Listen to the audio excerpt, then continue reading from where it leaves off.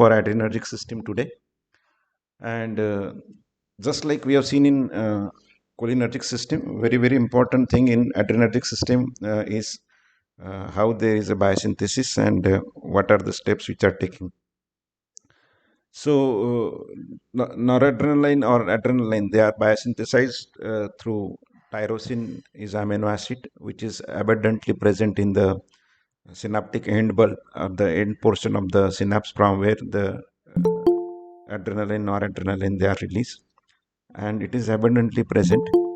There are enzymes one after another, they are playing role. So from tyrosine to noradrenaline through dopamine. So these are the mechanisms. There are variety of enzymes which are playing important role.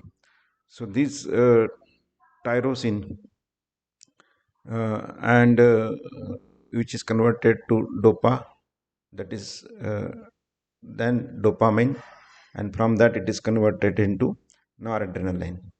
So this is what biochemical synthesis is there.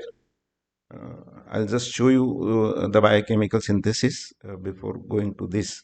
So this biochemical synthesis is important so that we'll understand how it is synthesized and what are the steps which are taking place in the biosynthesis. So this biosynthesis plays important role because every time whenever the neurotransmitter is released, every time new neurotransmitter has to be formed, and because of this, this is continuously going process. So all these things are continuously required for the biosynthesis. So this is how biosynthesis is done. Just a minute. So these are the steps which are there in the biosynthesis. So from tyrosine, it is tyrosine hydroxylase. It produces dopa, as I told you. Okay, dopa is then decarboxylated, and it causes formation of dopamine.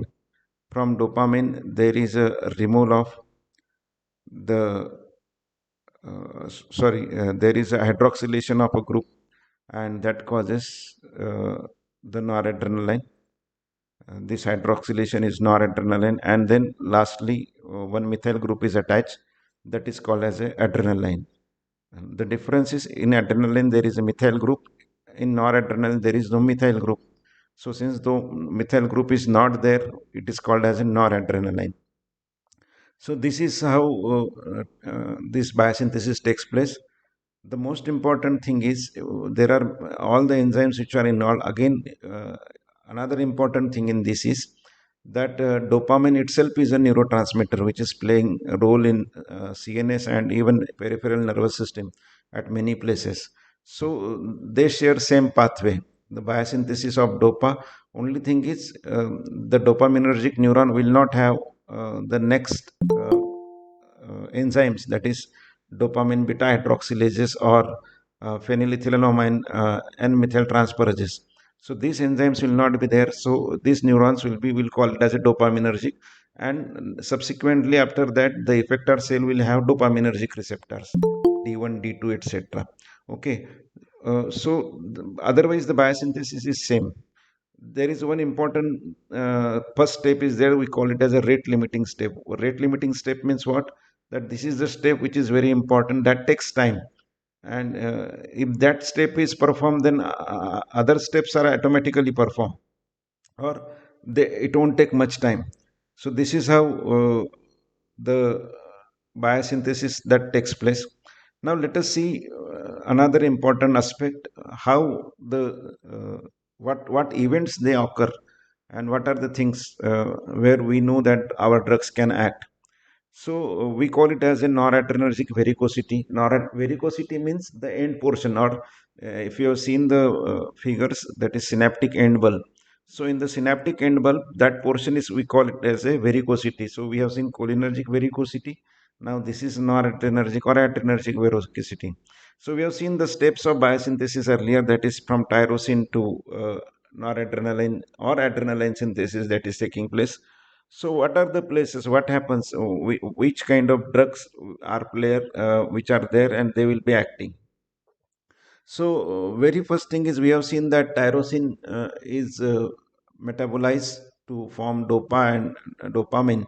So, that is a rate limiting step. So, there is one drug that is called as alpha methyl tyrosine, and this chemical will compete with tyrosine, and it will not allow tyrosine to be converted into adrenaline or noradrenaline. So since that this will compete, it will cause production of a false neurotransmitter. We shall see detail about that all these drugs later. Okay.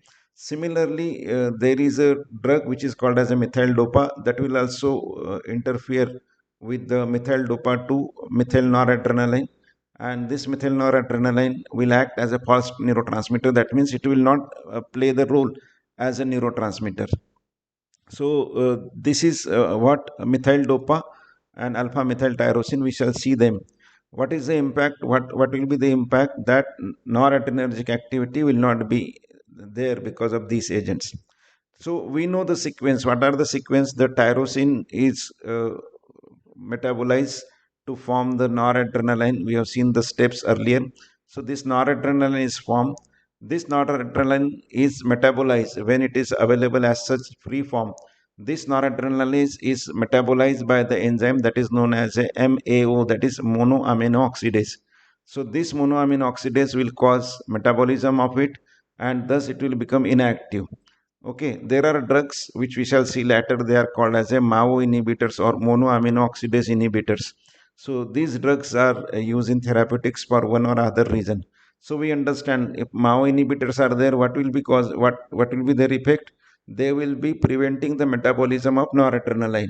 So noradrenaline metabolism is prevented. That means it will be remaining in higher concentration.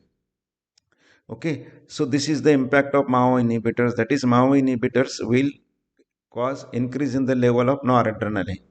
Then next step, this was a free noradrenaline, which was subjected to or which can be metabolized by MAO. But as soon as this noradrenaline is formed, it is put into a vesicle.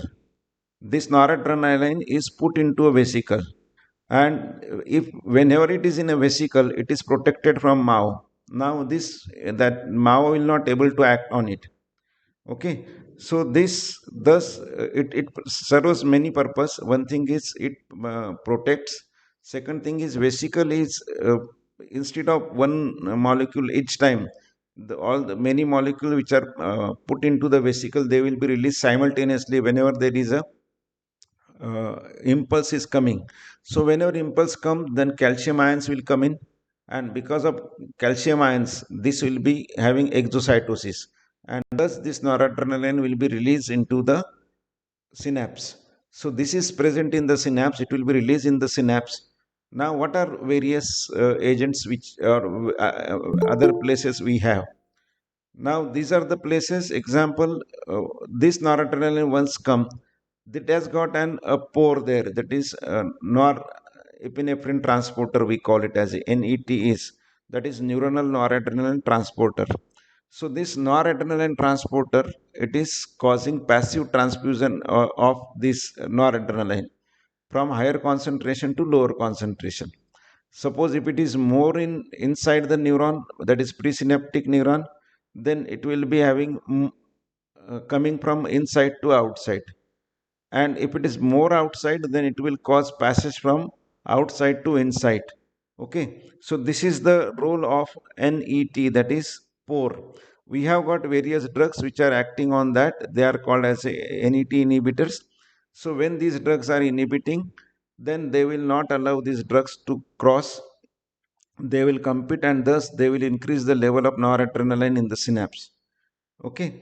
Then next thing is that this noradrenaline which is secreted, which is formed over here, will also act on the receptor which are present on the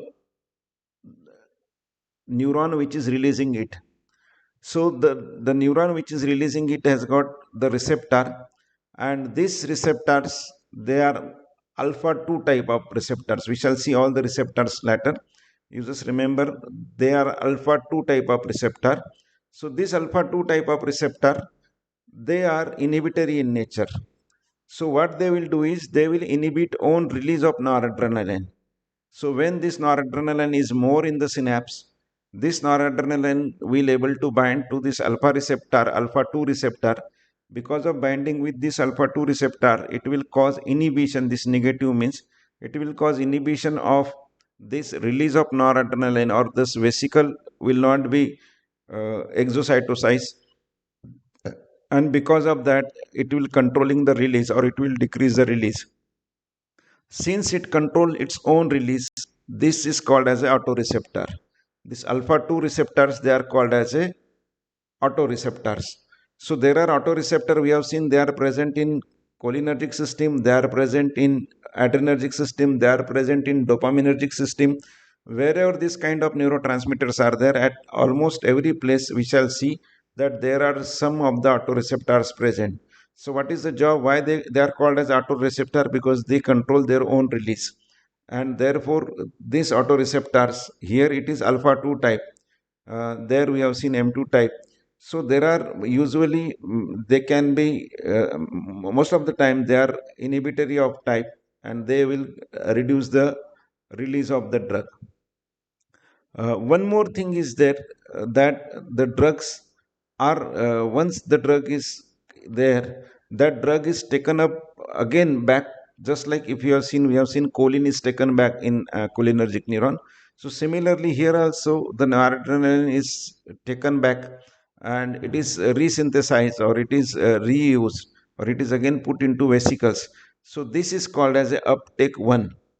Okay, and there are agents which are having action, that is called as uptake 1 inhibitor. Okay, then next are there another type of channels are there, that is extra neuronal monoamine transporters are there. And these transporters, they are causing uptake into the surrounding cells or postsynaptic cells. They are not receptors, so they are not able to show action. Only this drug is going inside the cell as such. Okay, so if there are drugs which are able to block these transporters, and we call them as a inhibitors of neuronal transmitters or noradrenaline transmitters. Okay, now the drug is there in the synapse. There are variety of enzymes which are acting on it. The enzymes are example of these are, one is MAO. We have already seen MAO is usually inside the neuron, and another one is there that is called as a COMT, that is catechol O methyl transferase. So this is another enzyme that is causing blockage, or that will be causing breakdown of noradrenaline, and thus the adrenergic action is terminated. Then we have got two types of receptor, adrenergic receptors. We call them alpha and beta, which are further subclassified alpha 1, alpha 2, or beta 1, beta 2, beta 3. We shall see what are their roles. But very, very important is the alpha, when it was earlier, it was thought that alpha and beta only are two. Basically, and then when alpha 1 was there, alpha 1 was also excitatory in nature, beta 1 also excitatory in nature. But later when others were found, then alpha 2 is inhibitory in nature. We have seen alpha 2 over here, which is an autoreceptor. So alpha 2 is inhibitory type of one. Similarly, beta 1 is excitatory, beta 2 is inhibitory, and beta 3 has got a different metabolic role. So this is very, very important. If you can remember, if you can understand this figure, then it will be easy for you to understand the mechanism of action of the drug. If somebody says that the drug is blocked or drug is doing this, one more important thing which is there is, we have seen that noradrenaline is put into vesicle. What is the benefit it is offering? Because of putting into vesicle, it will be protected from the MAO. Okay, so monoamino oxidase will not able to metabolize, and it will be remaining safe, and whenever there is a impulse, this will be released. Now there is a drug that is called as a reserpine that will block this passage of noradrenaline into vesicle. So what will happen if noradrenaline is not going into vesicle? That will remain more. Okay, its concentration inside the neuron will be more because it is vesicalized. So this is a free available. This free can come back, or it can be transported. So once it is coming outside, it will show some of the action of noradrenaline, because this is not a major route. Okay, the poor one is not a major route. Through poor, whenever it is coming, it is not a major route, but still some amount will be coming. And because of that some amount is coming, it will initially show some of the adrenergic effect. But at the same time, what is happening is, this noradrenaline is, which was free because it has not been put into vesicle, that will be subjected to metabolism. So it will be metabolized. If it is metabolized and it is not coming into vesicle, whenever the impulse come, the drug is not there in a vesicle. So it will not cause any release of noradrenaline. You are understanding this? You are getting?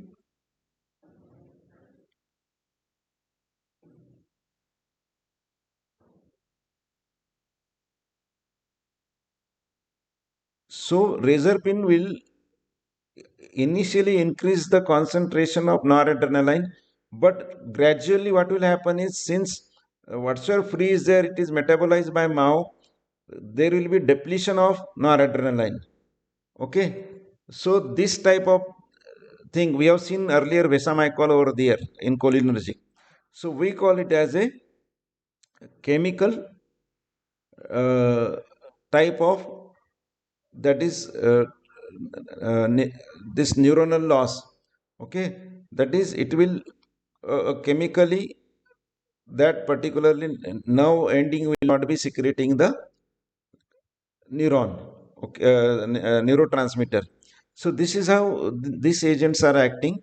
And because of this reserpine, there will be depletion of noradrenaline because it has been metabolized. So what will be the action whenever reserpine is given?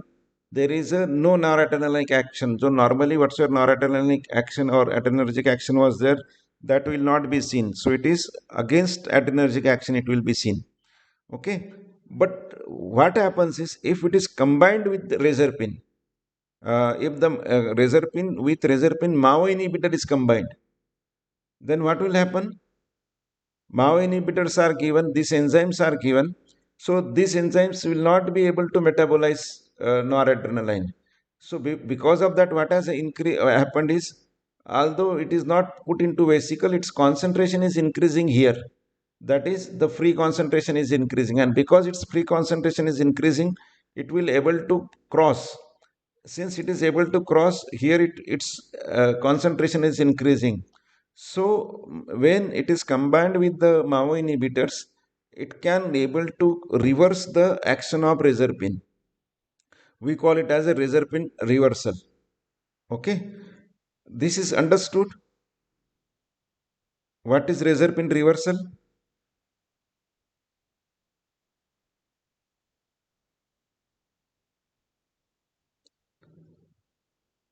Okay, so this is very very important concept, that is reserpine causes chemical depletion or neurotransmitter depletion. Okay, then there are agents which are causing blockage of various these transporters because of the uptake, or we call it as a uptake blockers. Because of the uptake blocker, the noradrenaline cannot come back, and because of that its concentration will initially increase in the synapse, but um, in future slowly, because majority of part is again resynthesized, so that is not available for resynthesis. And if it is not available for resynthesis, slowly concentration of neurotransmitter inside that presynaptic neuron will be decreasing. And if it is decreasing, then slowly it will show the action, just like uh, because of the less adrenergic activity, or less adrenergic activity will be uh, seen. That means sort of, we can say, anti-adrenergic type of effect will be showing, because the normal level of adrenaline or adrenaline will not be released. This figure you people have understood? It's completely understood?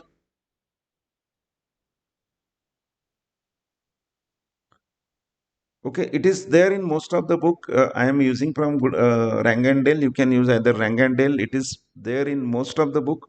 There should not be any problem in understanding this. Okay. Now, once we understand this concept, then next concept is very important again, because we have to go logically. As I told you many times, we have to go logically. That is, whenever we are studying pharmacology, we should understand the steps, we should understand the situations. Now, next thing is, what are the receptors which are present, various types of receptors, and what are the roles they are going to produce. Okay, now we shall see this comparison between various receptors and what kind of actions they are having. Okay, so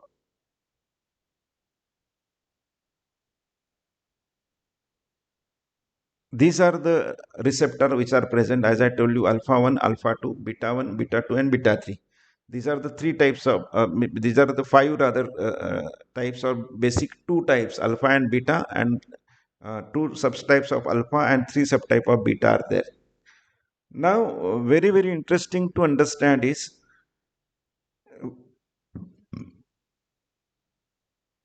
book, there are many beta, any book you can, Goodman Gilman is there, Rangandale is there, what's your book, in all books the information is same. Okay, presently I am doing it from Rangandale, but you can use Goodman also, you can use Rangandale also, there is no problem.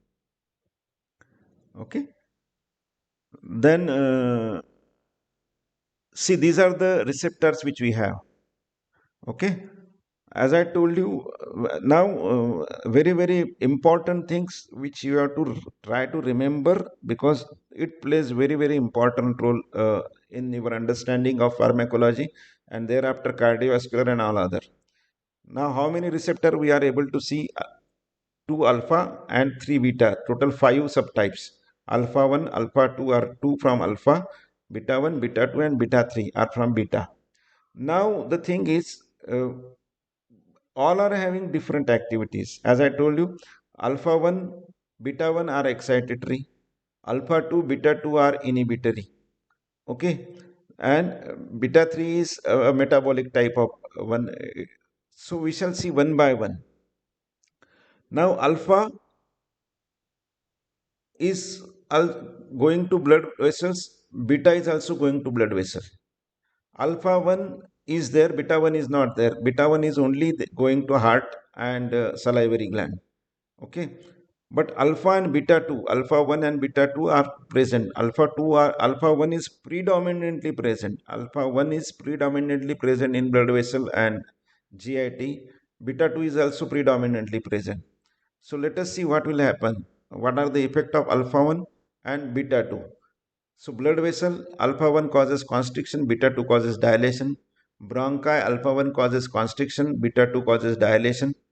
GIT, alpha 1 causes relaxation, beta 2 causes also relaxation. GIT sphincters, alpha 1 causes contraction, uterus it says contraction, while beta 2 causes relaxation. Bladder sphincter, it causes, alpha 1 causes contraction, while there is no effect, but on seminal tract, that is seminal vesicle, alpha 1 causes contraction, beta 2 causes relaxation. Like that, if you go ahead, uh, you will find what are the effects.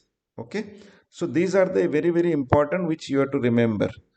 Now, the thing will be there, the thing is there, that is can cause confusion. Then, if the drug is having action on both, what will be the situation? Okay, because there are drugs, example, adrenaline is having action on alpha 1 also, beta 2 also. Then what action is supposed to see? Because it will cause vasoconstriction, that will cause increase in blood vessel. Simultaneously acting on beta 2, it will cause vasodilation, that is decrease in blood pressure. So effectively what it will do? So that is a very important question, and therefore we have to remember that which are the predominant receptor at certain places. Example, alpha 1 is predominant. Okay, now because of that, what is the affinity of various drug to alpha or beta? If any drug is having more affinity to alpha, it will show alpha effect. If someone is having more affinity to beta, it will show beta effect. Having similar affinity to both, then there are some receptor which are immediately showing action.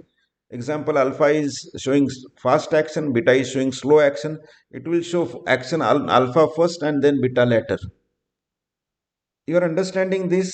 Somewhere, you have to concentrate well.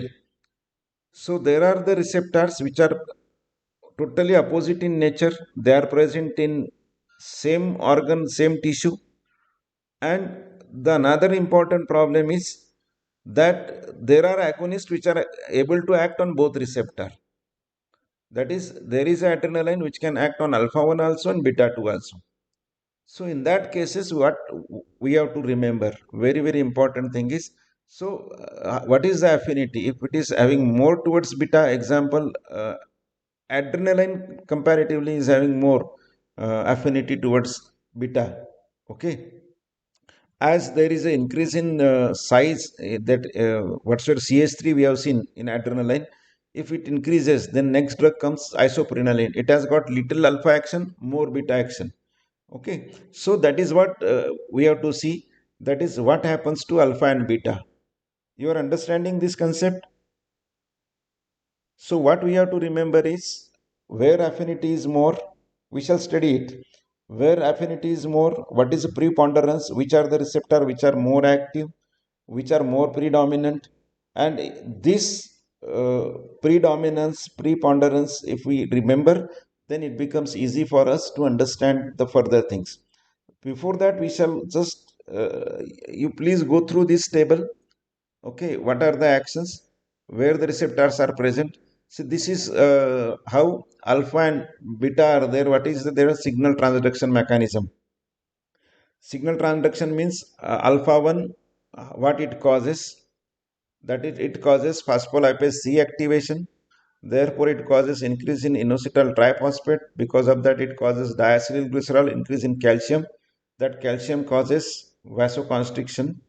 Alpha 2 is opposite to that. It is decreasing cyclic AMP. It causes decrease in the calcium channel. It is increasing the potassium channel. So we call it as a IPSP, that is inhibitory postsynaptic potential. Beta 1 causes increase in the cyclic AMP. Then beta 2 is also causing increase in cyclic AMP, but it is still inhibitory. And beta 3 is also causing increase in cyclic AMP. Okay, but beta 2 is causing vasodilation, alpha 1 is causing vasoconstriction. Very very important to know. Now see, next important line is agonist potency order.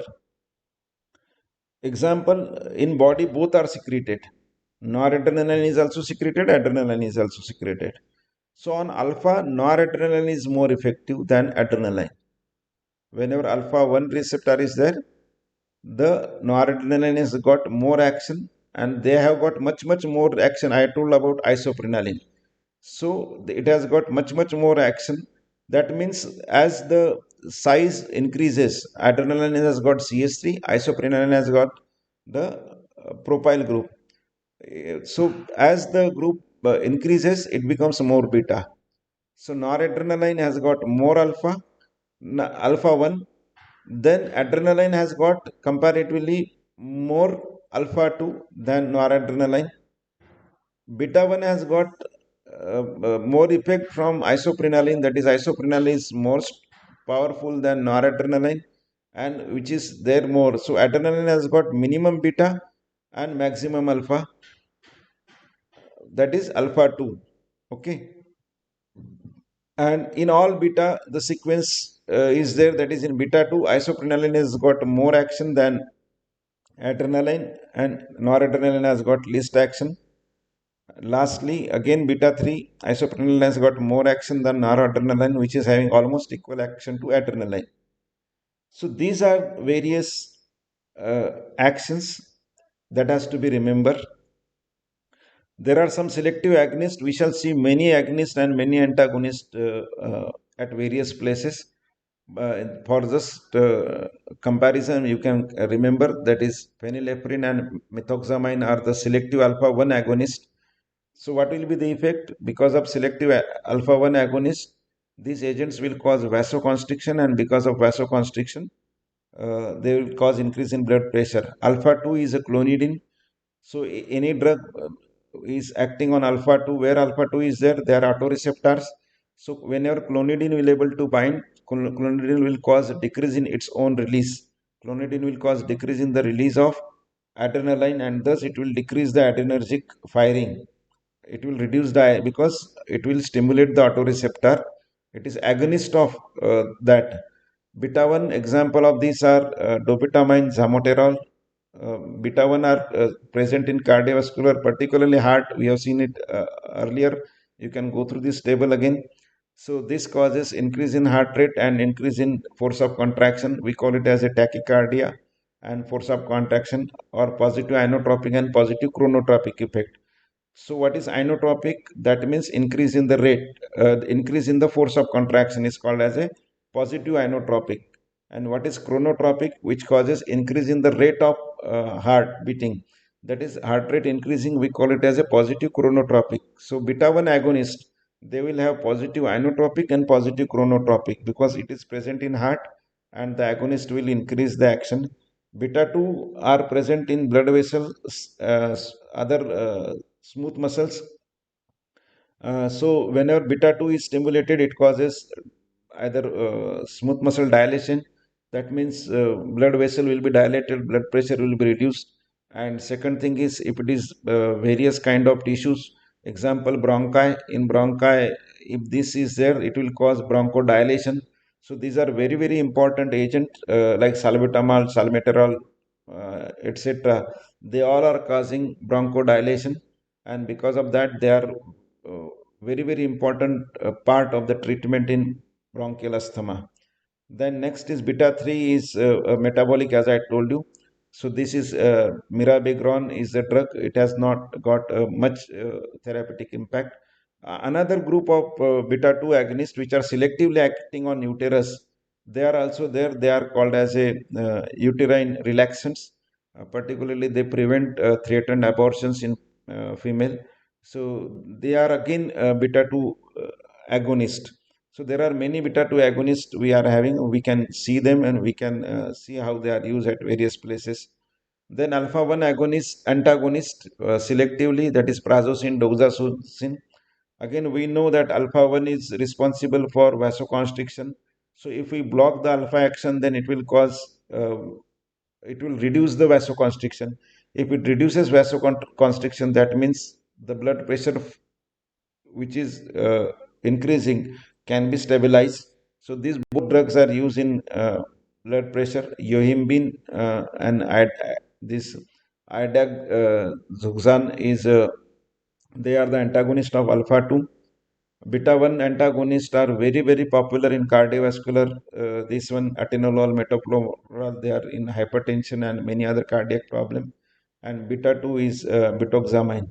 So these are variety of adrenergic receptor. This is what their signal transduction mechanism, how they are working. And then next thing we shall study is what will be the impact of simultaneously acting, which are having similar activity on alpha and beta. I'll suggest please go through this. This is quite complicated, so I'm not extending it today more beyond that. But very sure that you please read it well, and try to understand. If you have any difficulties, put it in so that we can understand, we can see it in detail. I hope you have understood this much thing. Uh, by tomorrow, you please go and read other things also. Simultaneously, we shall go for further details about it. Okay. So once you complete,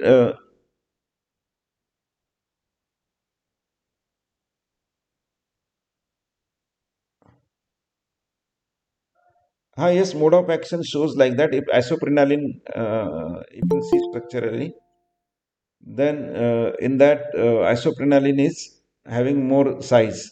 Okay. So accordingly, so in chemistry, it is in better way it is taught, that is called as a SAR, structure activity relationship. So in medicinal chemistry, you will read it in a better way, but just for remembering at present. Okay. And second thing is in agonist potency order, like that it is there at present. This is just for understanding. so that at least it will fit in, or you will able to understand that why this is happening. So this is what affinity, change in the affinity actually, because of the structure changes there is a change in the affinity. Therefore, agonist and antagonist many times they share the similar structure. Only thing is the effector unit is not present in the antagonist. Therefore, they are able to bind and they act on that. Okay, so please go through this simultaneously. Keep on reading uh, the basics. It will help you. Okay, this was all the extract which is coming in the further text. So you go through the text. As I told you, you can refer any book. It will better if you refer more than one book. It will help you much. Okay,